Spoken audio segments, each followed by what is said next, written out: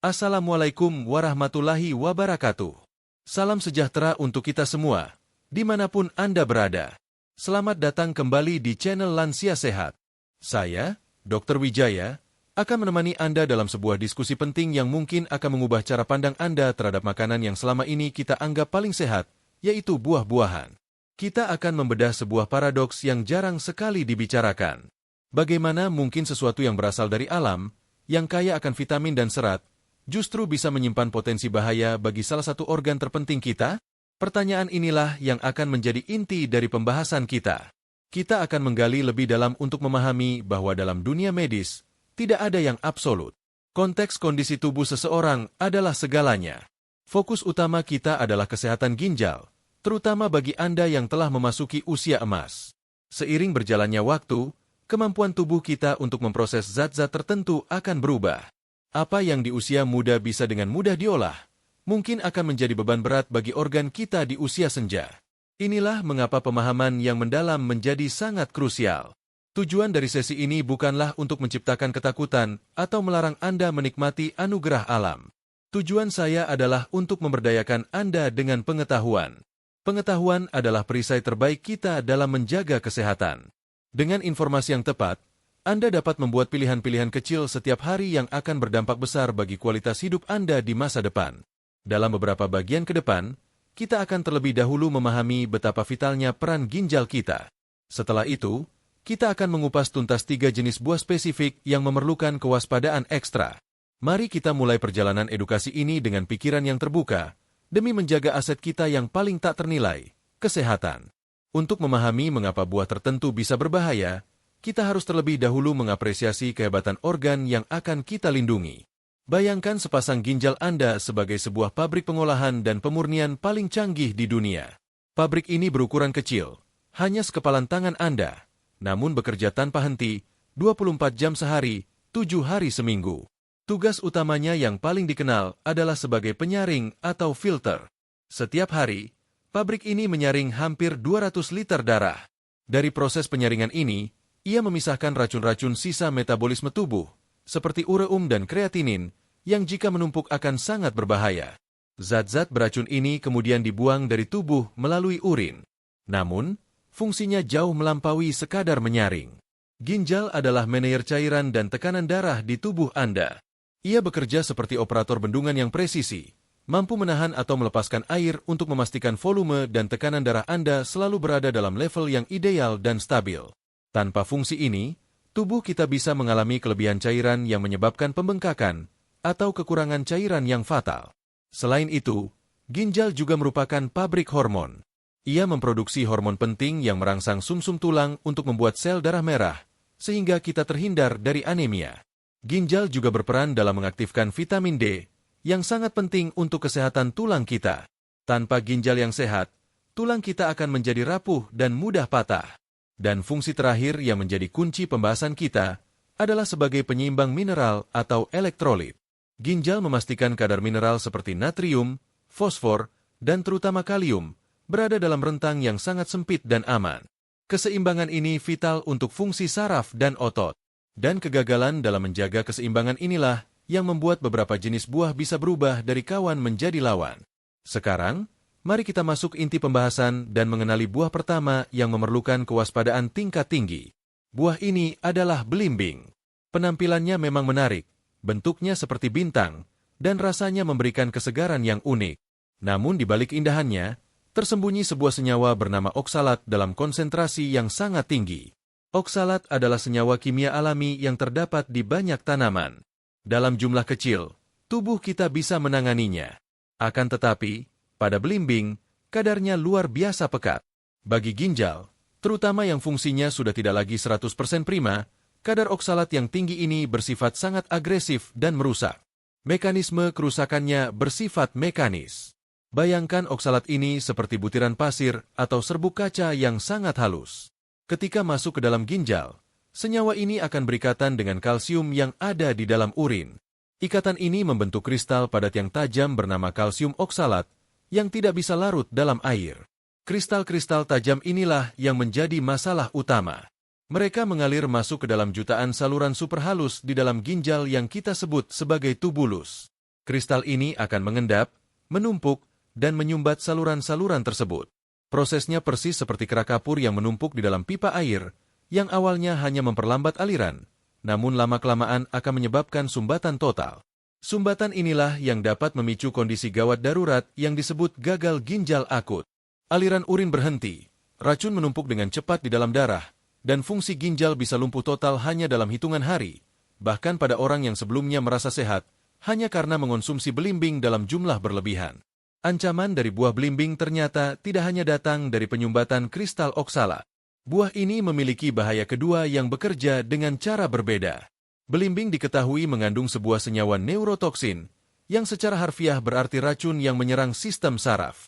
Pada individu dengan ginjal yang sehat dan berfungsi sempurna, racun saraf ini dapat disaring dengan efektif dan dibuang melalui urin tanpa menimbulkan masalah. Ginjal yang sehat mengenali zat ini sebagai benda asing dan langsung menyingkirkannya. Masalah besar timbul ketika fungsi ginjal sudah mulai menurun, bahkan dalam tahap ringan yang seringkali tidak disadari. Ketika ginjal tidak lagi mampu menyaring dengan sempurna, neurotoksin ini tidak terbuang. Ia akan lolos dari saringan dan kembali masuk ke dalam sirkulasi darah. Seiring waktu, kadarnya akan terus terakumulasi di dalam tubuh.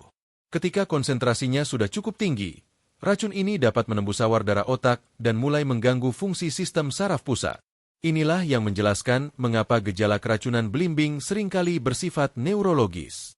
Gejala bisa dimulai dari cegukan yang tidak bisa berhenti, rasa mual dan muntah, hingga gejala yang lebih berat seperti kebingungan mental, disorientasi, dan pada kasus yang parah, dapat memicu serangan kejang yang mengancam nyawa. Efek jangka panjang dari konsumsi belimbing juga sangat mengkhawatirkan. Iritasi dan luka yang terus-menerus disebabkan oleh kristal oksalat akan memicu proses peradangan kronis di ginjal. Tubuh akan merespon dengan membentuk jaringan parut atau fibrosis. Jaringan parut ini bersifat permanen. Ia menggantikan jaringan ginjal yang sehat, membuat ginjal menjadi kaku dan fungsinya menurun secara permanen. Mari kita beralih ke buah kedua yang populer namun perlu diwaspadai, yaitu mangga muda. Berbeda dengan belimbing yang memiliki zat racun spesifik, bahaya dari mangga muda terletak pada sifat alaminya yang sangat asam. Tentu kita menyukai sensasi segarnya dalam rujak atau asinan, namun di balik itu, ada beban berat yang harus ditanggung oleh ginjal kita. Tubuh manusia didesain untuk berfungsi dalam kondisi pH darah yang sangat seimbang dan cenderung netral. Keseimbangan ini harus dijaga dengan sangat ketat. Salah satu tugas terberat ginjal adalah bertindak sebagai penjaga keseimbangan asam basa ini. Setiap kali kita mengonsumsi makanan yang bersifat sangat asam, ginjal harus bekerja ekstra keras. Ginjal akan memproduksi zat-zat yang bersifat basa, seperti bikarbonat, untuk menetralkan kelebihan asam tersebut, lalu membuangnya melalui urin. Proses ini kita sebut sebagai penanganan beban asam metabolik. Mengonsumsi mangga muda, terutama dalam jumlah banyak dan sering, sama saja dengan memberikan beban asam yang sangat tinggi secara terus-menerus kepada ginjal.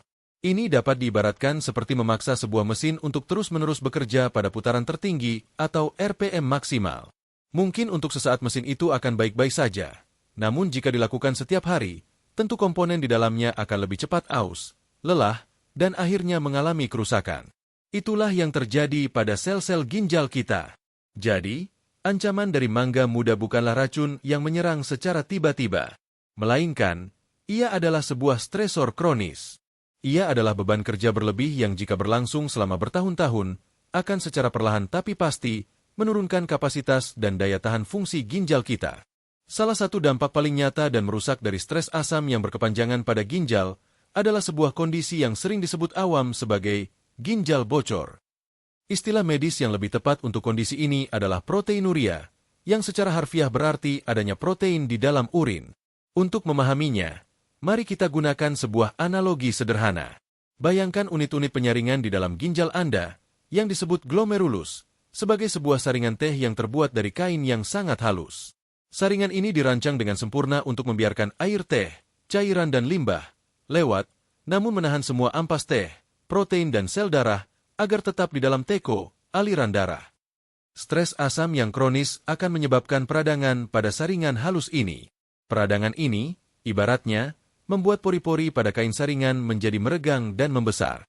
Akibatnya, saringan tersebut tidak lagi efektif. Ia menjadi bocor. Molekul-molekul protein yang ukurannya besar yang seharusnya tetap berada di dalam darah, kini bisa lolos dan ikut terbuang bersama urin. Tanda fisik yang paling mudah Anda kenali dari kondisi proteinuria ini adalah urin yang terlihat berbusa saat Anda buang air kecil. Busa tersebut terbentuk karena protein yang terkocok saat urin keluar.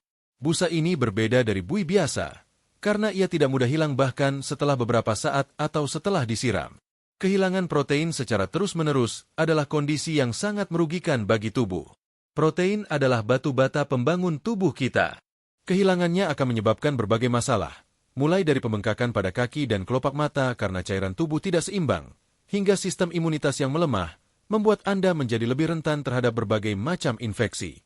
Sekarang kita tiba pada buah ketiga, yang diskusinya mungkin paling mengejutkan bagi banyak orang. Buah ini adalah pisang. Saya ingin memulai bagian ini dengan sebuah penekanan yang sangat penting. Pisang adalah buah yang luar biasa sehat, kaya serat, dan penuh nutrisi bagi mayoritas orang yang memiliki fungsi ginjal yang normal dan sehat. Ancaman dari pisang baru muncul ketika fungsi ginjal seseorang sudah mulai terganggu atau menurun. Disinilah letak dilemanya. Pisang terkenal dengan kandungan mineralnya yang sangat tinggi, yaitu kalium, atau dalam bahasa Inggris disebut potasium. Kalium adalah elektrolit yang sangat vital bagi tubuh kita. Kalium berfungsi ibarat percikan listrik yang memungkinkan saraf mengirimkan sinyal dan otot berkontraksi. Setiap gerakan yang kita lakukan, mulai dari berkedip hingga detak jantung kita, sangat bergantung pada keseimbangan kadar kalium yang presisi di dalam darah. Tanpa kalium, tubuh kita tidak akan bisa berfungsi. Peran ginjal dalam hal ini adalah sebagai sang master regulator. Ginjal yang sehat memiliki kemampuan luar biasa untuk menjaga kadar kalium dalam rentang aman yang sangat sempit. Jika Anda mengonsumsi makanan tinggi kalium, ginjal akan secara otomatis mendeteksi kelebihan tersebut dan membuangnya melalui urin. Sebaliknya, jika asupan Anda kurang, ginjal akan menahan kalium agar tidak terbuang. Masalahnya, ginjal yang fungsinya sudah menurun, misalnya pada penderita penyakit ginjal kronis, kehilangan kemampuan regulasi yang canggih ini. Ia menjadi seperti regulator gas yang rusak. Ia tidak lagi mampu membuang kelebihan kalium secara efisien. Akibatnya, kalium dari makanan yang sehat seperti pisang, bukannya dimanfaatkan lalu sisanya dibuang, malah terus menumpuk di dalam aliran darah. Penumpukan kalium di dalam darah, akibat ginjal yang tidak mampu membuangnya ini akan mengarah pada sebuah kondisi medis gawat darurat yang disebut hiperkalemia. Ini adalah salah satu komplikasi penyakit ginjal yang paling ditakuti, karena serangannya bisa datang secara tiba-tiba dan berakibat fatal. Seperti yang telah kita bahas, kalium sangat penting untuk sistem kelistrikan tubuh. Jantung kita memiliki sistem kelistrikan internalnya sendiri yang mengatur ritme detaknya agar teratur dan efisien. Hiperkalemia atau kadar kalium yang terlalu tinggi di dalam darah akan mengacaukan sistem kelistrikan jantung ini. Bayangkan sebuah perangkat elektronik yang sangat sensitif. Jika Anda mengalirinya dengan voltase listrik yang jauh lebih tinggi dari seharusnya, perangkat itu akan mengalami korsleting dan rusak. Itulah yang terjadi pada jantung. Kadar kalium yang berlebih akan mengganggu sinyal listrik normal, menyebabkan ritme jantung menjadi tidak teratur, sangat lambat, atau bahkan berhenti sama sekali. Gejala awal dari hiperkalemia bisa jadi tidak terlalu kentara. Mungkin hanya berupa rasa kesemutan di sekitar bibir, tangan, dan kaki, atau rasa lemas pada otot yang tidak biasa. Sebagian orang mungkin merasakan sensasi jantung berdebar-debar, atau seperti ada jeda di antara detak jantung. Inilah yang membuatnya sangat berbahaya. Bahaya terbesarnya adalah karena hiperkalemia dapat menyebabkan henti jantung mendadak atau sudden cardiac arrest. Jantung bisa berhenti berdetak tanpa peringatan yang jelas. Seseorang bisa saja sedang duduk berbicara, lalu tiba-tiba kehilangan kesadaran. Inilah mengapa pasien dengan penyakit ginjal harus sangat waspada terhadap asupan kalium dari makanan seperti pisang. Setelah memahami ketiga ancaman tersebut, tentu pertanyaan selanjutnya adalah, lalu bagaimana solusinya? Solusinya terletak pada pengetahuan dan tindakan yang bijaksana. Informasi ini bukan untuk membuat Anda menjauhi semua buah, melainkan untuk memandu Anda dalam memilih dengan lebih cerdas. Mengenai buah belimbing, mengingat risikonya yang sangat tinggi dan efeknya yang bisa sangat cepat dan merusak, rekomendasi medis yang paling aman adalah dengan menghindarinya secara total. Terutama jika Anda sudah berusia di atas 60 tahun, atau jika Anda memiliki riwayat penyakit seperti diabetes, hipertensi, atau batu ginjal. Risiko yang ada jauh lebih besar daripada manfaat yang ditawarkan. Untuk mangga muda, kebijaksanaannya terletak pada frekuensi dan porsi. Ini bukanlah buah yang harus diharamkan, namun jangan menjadikannya sebagai bagian dari pola makan harian Anda.